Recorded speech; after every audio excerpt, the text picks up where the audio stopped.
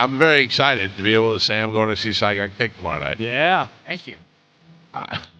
Listen, That's better than you saying something different than that. did we talk about this? I think we did, but first time I ever saw you guys at the Cameo Theater in Miami. Yep. Did I tell you? I know I had talked about Matt about this one time ago, but I got tickets from WSHE. I won them. My thing was I love Jeopardy. I love trivia stuff. I just want to be the smart one, and I didn't even really care about winning. I don't even know what the prize was. And I called, and TC McGuire was the nighttime radio host there, and he said, I'll never forget this because I was not in radio. And he said, all right, hold on a second. He put me on hold, and I waited on hold for a minute or two, and he came back, and he said, all right, I need some information from you. I said, okay, my name, my phone number. And he goes, I need your name, number. And I go, okay. He goes, penis size. And I went, what? And he goes, I'm like 22 at the time. And he caught me off guard, and then we talked for a second, and they had the tickets for me at Will Call, and I went down to check out the show. I'd only seen Saigon Kick one other time, and that was at the Memorial Day Bash at the beach. What was that club on the beach? Oh, Penrod's. Penrod's on the beach. Yep. And I knew of the band, but I'd only seen them. Was blown away by the first time I saw it. Then went to the Cameo Theater and instantly became the biggest fan. I mean, what great music, what great live performance. And over the years, as the band has changed, I've still been a fan of the music.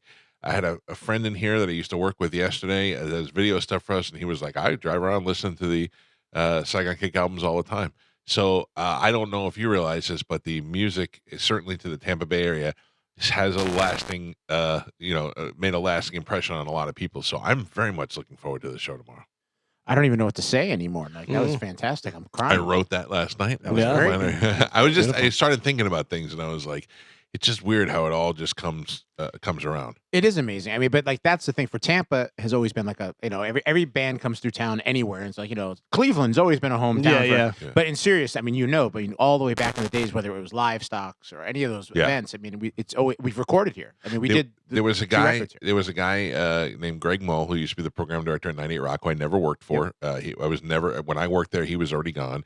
But as a fan of that music, he I remember one time me and Moose went to the mall, and Moose had an old license plate on his car, and it was all faded. And he came out, and there was a new license plate on his car with a note from Greg Mull. It said, "Hey, I saw you're a fan, and your plate was kind of dim. I left you a new one." That was the kind of guy that cared. Yeah. And I'll never forget when they would do this thing, and they'd do it like a 5:00 drive song, and they would play a local band. They'd play Bleeding Hearts with the 5:00. How are you mixing in local bands in there? And we had such a good music scene here. So when we had a Florida band, that was the first band since Molly Hatchet, I think, to come from Florida to have a gold record. Yeah. That was doing so well. These stations promoted that band, and you were a home band for Tampa. But like you said, I mean, it's like it was a time like where before most of those stations became so corporate. Yeah. Like a guy like Greg could just go, I like this song and play it. And now it's like it's like they're programming for 50 different cities at the same time. Yeah. And no one knows what's going on. But those were the days where you could literally get a station and they would play it and break the band. I mean, so we were from Miami originally, but I think Tampa probably embraced us first. Yeah. And it was the Rocket Club. Rocket Club was the. That's where we used to. So I moved here from New York, and in June of 1989, I was a big Bon Jovi fan because I'm from that area, Slippery and Wet at the time. We go to see Bon Jovi. It's Billy Squier, Skid Row, Bon Jovi, Sam Kinnison's there. It's great. I'm in Giant Stadium. There's 80,000 people. Bon Jovi is here. I am here. They are this big, and I'm having the time of my life. Right. June, July, August, September, I come down here to go to St. Leo College. Bon Jovi's playing the Lakeland Civic Center. It's general admission. Bon Jovi's here. I am here. I could spit on him. I'm like, I cannot believe that this even exists. 2 weeks later, Anthrax playing the Rocket Club. I didn't even know a world like this. Like now, I try to explain to these kids, they don't realize how good they have it. You can go out and see one of the Buccaneers all the time. You'll run into them out there. You can go find legends like Mike Allstott. Warren Sapp comes to our tailgates. When I grew up in New York, you never saw a football player. You never saw a baseball player. I met Lou Piniella one time at at an autograph signing in 1981, and that was the only time I ever seen anybody in Staten Island doing anything. It's just you don't realize how good you have it. Oh, when I remember getting like a guy who like delivered water to the Miami Dolphins had like an autograph session at the mall. We were blown away. Like, he's like third person from a guy that plays on the team. Yeah. Well, anyway, I'm excited to see the show tomorrow night. How did the Chicago show go?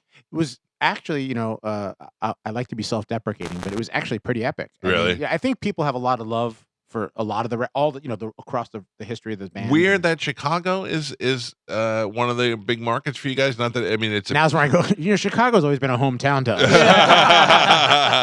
Much better than Tampa. Yeah. It's a big city, and it is so far from South Florida, and it's just great that it caught on there. But yeah, that's all these years still having a lot of fans. I mean, that's the coolest thing is just having people come up and you talk to them, and I always joke around like we weren't Led Zeppelin or the Beatles or any of those bands, but it was big enough that it had an impact on a certain group of people. And when you get to spend some time with them and have them tell you like, oh, we got married to this song, or this was my favorite song in the car, or I met my girlfriend, or whatever, it's sometimes it gets lost on you. Yeah. I'm sure on you when you meet people outside and they start telling you, oh, when I first heard you on the radio, I was doing this, and you're just like, oh wow, there's more things in the world than just me. Yeah.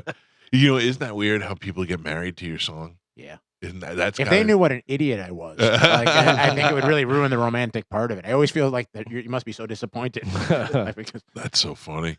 I think about sometimes people. There's a woman that I know. There's a couple of dudes I know, but there's a woman that has my face tattooed on her ass cheek. Was me, actually. I'm not a woman.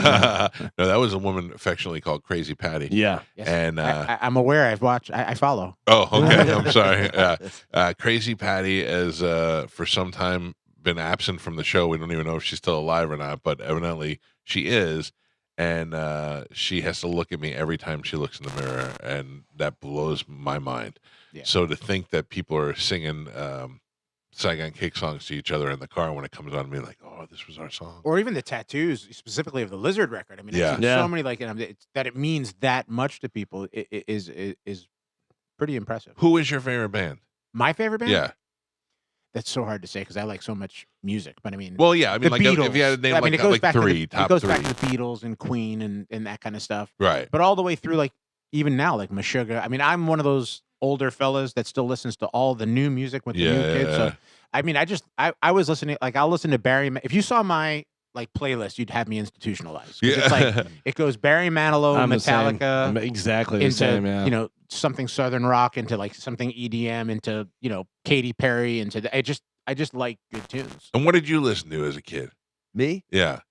Kiss, Van Halen. Oh, that's right. I know you were a big Kiss fan. Yeah, big Kiss guy. I'm one of the. I think I'm the only person. I'm in all the History books and Gene's autobiography now. Oh, that's great. Good for you. That's my big claim to fame. Other than being the bass player for Jason Bieler and Saigon Kick, which is equal when you think they're the same size. Similar. Yeah, similar. Very serious. Stature-wise. We're talking off the air. You were asking about Burns. You have not been to Burns? I've never been to Burns, and one of my best friends, he won't shut up about it. He's like, every time Tampa comes up, he's like, we got to go to Burns. We got to go to Burns. It is one of those things in Tampa where if you haven't done it, you have to do it. But it's a fantastic steakhouse, but it is more of a presentation. Like you looking at 3 hours of going there to eat with the dessert room on top of it. And it is everything that you wish the fancy restaurant would be.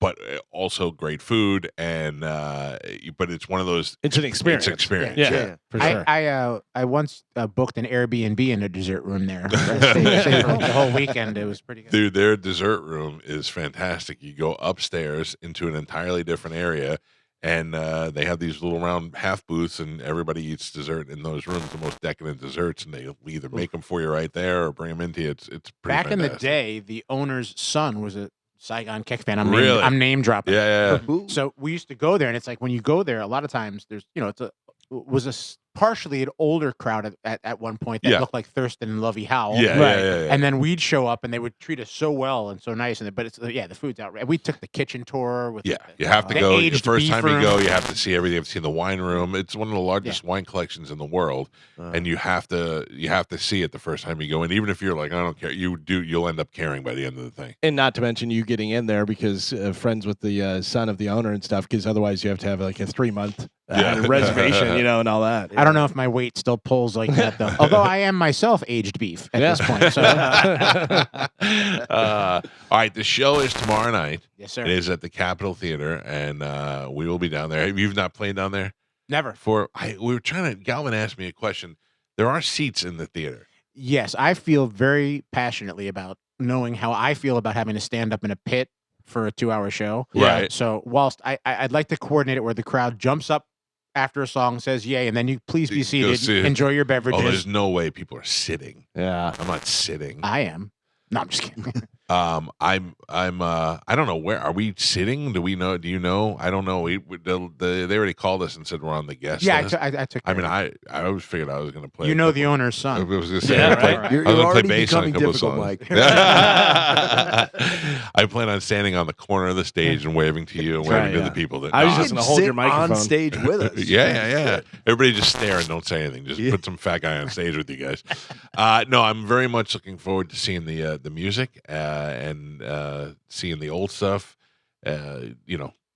I've seen you do it all before, and it's good.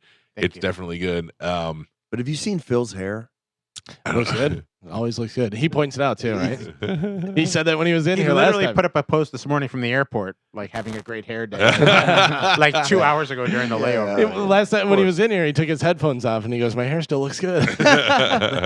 Well, at least he's not shy. Yeah. God bless his. All right. So who's on what? Who's playing what? You're singing and playing guitar. Yes, sir. Steven's gonna be singing and playing bass. Phil Verone on drums. We have, by the time we did the Water record, we were a 3-piece. So technically, there's almost 66% of the original lineup. So I think it's a pretty good Who number. was it? It was you, Phil, and Chris McClernand, and Chris. who's having some health issues, unfortunately, so he couldn't join us. Right. In the rare case where he doesn't hate us. I was gonna say, so he doesn't hate you. No. Yeah. Chalk one up for me. Yeah, finally.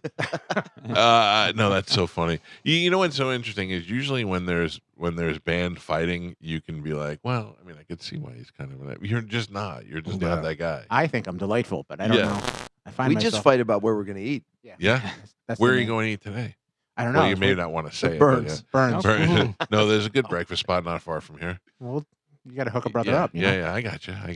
If I don't have my blood sugar kept at a constant like muffin level, Now you have your family here. I do. Yeah, and your son is and my son have to be similar ages. I remember. My son's a little bit older than Right. yours. I think my son's 23. Will he go to the show, and does he think it's cool that his dad is in a band? I don't know that he thinks it's cool. I think he thinks it's cool the people I know that are in bands. So like Corey But, you see, Taylor, can we he talk- thinks it's cool. Like, oh, my dad. Can we talk to him? I don't know if he'd want to come in, Go- but I got to get him. Well, Joe, will you go? Get Yeah, I'll get him. Go. Make it snappy. will you? My wife will kill me. what? but She's welcome. to She come in. she wants nothing to do with it. Oh, okay. Yeah. But he'll come in. I'm very familiar with your wife, with wives wanting nothing to do with the show. No, I'm not gonna make fun of him or anything. No, I he- can't want drag him mine to to know. a show at this point. What's No, that? he I does ca- not I want can't to drag come my in. wife He doesn't to a wanna show come at in. this point. He doesn't want to come in. I've embarrassed him enough in his life. I You're guess. not that cool. Tell him. Just try to say. I just want to ask him about if he thinks his dad's cool for being in a band. Tell him I'm Yeah. not. I don't plan not on gonna make fun. embarrassing him or anything. My son's Yeah. not here, but I can tell you he's not impressed. Well, Yeah, I wouldn't be you. impressed with you if my grandfather was in the Bee Gees. Fair enough. Dude, now what do they feel about that? Well, apparently talent skips a generation, so my son's fine with it. Yeah. But I mean, do they realize the royalty that's there? I think they realize, without a doubt, they realize it. But at the same time, they don't know Grandpa That way, yeah, as a they know superstar. Grandpa more as Grandpa. Yeah. So How old are they, approximately? my son's 18. He's actually graduating the end of this month, and my daughter's 21. Girl. Yeah, Right. I would imagine as they get older, they're going to be like, "Holy cow! Yeah, that's yeah, crazy yeah. how huge they are in just the pantheon of culture. Yeah, I mean, exactly. It's, like, it's almost See, Saigon Kick size. I mean, if you think about it. Yeah, I remember one time we were at a Benihana, the whole family. My daughter was very, very young, Right. like maybe 4 years old, and she goes to my dad. She's like, "Papa, come outside with me," and he goes, "Oh no, sweetie, Papa doesn't do that because there's Too many just people. There's just too many people. Yeah. It's Yeah. going to be a thing," and she didn't understand it. She's like, "I just want to go outside with you," and he goes, "No, that's a whole thing for me." It was. That's In a fairness- that's a normal human thing. In fairness, Steven said the same thing to me this morning at the hotel. I was like, "Papa, come outside with me," and he was like, "No, Papa doesn't come outside with you." Beasley. I was walking with in Disney World with Pete's son and my son and Pete, and some guy recognized me from the show, and he stopped and I talked to him and whatever. And then a couple minutes later, some lady asked me if we could take a picture, and I was like, "No." To me, I'm like, "This is great." And then Jake, Pete's son, looked at me, and he's got this tiny little voice, like he talks like he should do voiceovers for Disney. And he looks at me and he goes, "Uncle Mike," and he goes, "This is really getting to be a pain in the ass." It was great. Well, he did give an answer, by the way. The son did give an answer. What He did didn't he want say? to come in. Okay. He said his answer was, "It depends on the day." Yeah, I just think like when it's bring your dad to work day, or go talk to the kids about your career day, you know what I mean? It's much cooler to have a dad who's a singer and a guitar player in a band than it is who's an accountant But or an electrician. Don't you find it the same way? Like with your kids, it's like it's very hard to explain how we wound up making a living doing this kind of thing. Like it's like other guys' dads leave the house, Right, at 8, yeah. Mhm. But the and- fact that we all have is unbelievable. Yeah, it's kind of like, you know, the fact that I'm not a Walmart greeter is one of the world's greatest bonus gifts. When my daughter came home and she said, "My teachers know who you are," I answered her the way you should. I looked at her and I go, "Yes, I'm super famous. Everyone loves me. Get that through your head." I've been saying things like that to them since they were little, and they don't buy it whatsoever. Doesn't work for me either. No, but it could be a lot worse. Listen, she's going to go see Taylor Swift this year, so that'll be the. Then day you're that the coolest that'll dad be in the the world. coolest dad in the Right. world. Same way with Kiss and. You know what always blows my kids' minds, because I've toured a lot, and we've toured a lot in our Right. lives. So I don't think about it, but like I know people kind of in most cities. I know at least one person, Right, from moving everywhere around. I go, and I remember one time I was on tour with my pops, and I was able to bring my kids, and we were in Boston or whatever, and we just walked out of the front of the hotel, and a buddy of mine that I was on tour with, a year prior, was just standing across the street, and he's like, "Kid," and my kids are like, "How does he know Yeah, you?" you've And I'm- been and then around. and then it would happen again and happen again. So the thing to them that's the most intriguing about it is like, Dad knows all these people Yeah. all over the place, and that's kind of cool. Like that's the interesting thing to them. The funny thing for my son was like, I wound up doing some music with this guy named Clay Cook, Right. and we met literally on Twitter, which is where I meet most of my men. Uh, And Now, but he started talking, and Clay goes, "Hey, I'm coming to town, with my band." And I was like, "Oh," and I'm kind of like you with me. He's like, "Oh, now I got to go see this guy's band and support this band." So I'm like, "Okay, I'll go see this band." I'm like, what's the name of your band or whatever? And he's like, "Well, I'm in the Zach Brown band." And it still didn't dawn on me. I'm like, "Oh, cool. I'll go. What pub are you guys playing or whatever?" Yeah. My son's like, "Dude." And so, we go to like a 35,000 seat amphitheater, sold out completely. And Clay brings my son up on stage and is showing him all the stuff, and on the bus with the whole Zach Brown band guys. And then he's like, cool. "My dad's cool." That's Yeah. really cool. Yeah. Yeah. That's so funny. The Saigon Kick stuff, not so much, but the Yeah, Zach Brown- well, I guess that's What how it can you goes. do? Yeah, I got to tell you, I don't think my son. I mean, he's only got a 2-minute drive to school, but I don't think he ever listened to the show. I mean, he knows what goes on, but I don't think he's ever done it. My daughter really sucker punched me. I had to do a bit where she read mean things that people said about me on Twitter, and I had her read them, and it was great. And then one time she just was like, "No, I'm done." I went, "We finally got a good bit going, kid." And she's like, "Yeah, people at school are finding it on YouTube now. I don't want to do it anymore." I'm like, "God damn it, you rats!" All right, listen, I'm excited to see this band tomorrow night, Capitol Theater. By nobody else, right? we have Sean Kyle is opening up, a singer-songwriter from the area. He's gonna do some What's his stuff. name? Sean Kyle. I don't know who that is.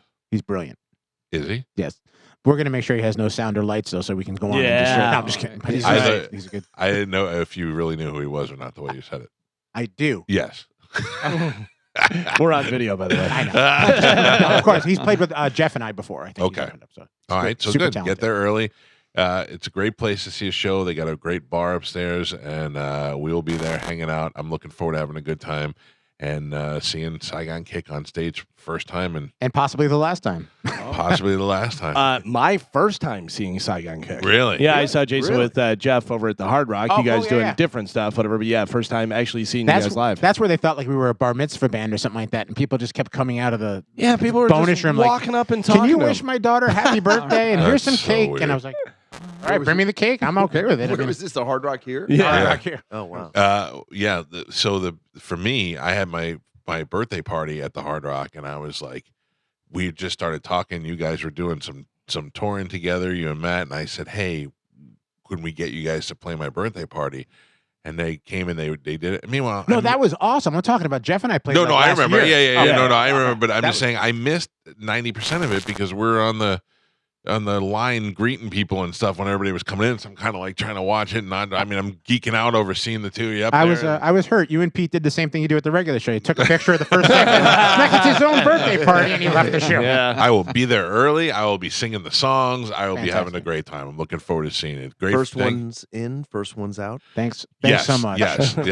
No, I'm staying. I want to take a picture with you after the show, just to show that I stayed right, for the I'll whole be thing. there too, so I'll know how long you stay. These guys wrap me out for everything. So, Saigon Kick tomorrow night at the Capitol Theater in Clearwater. If you don't have tickets, get them now. We will see you there tomorrow night. We'll take a quick break. It's the Mike Calta Show. This is 102.5 The Bone.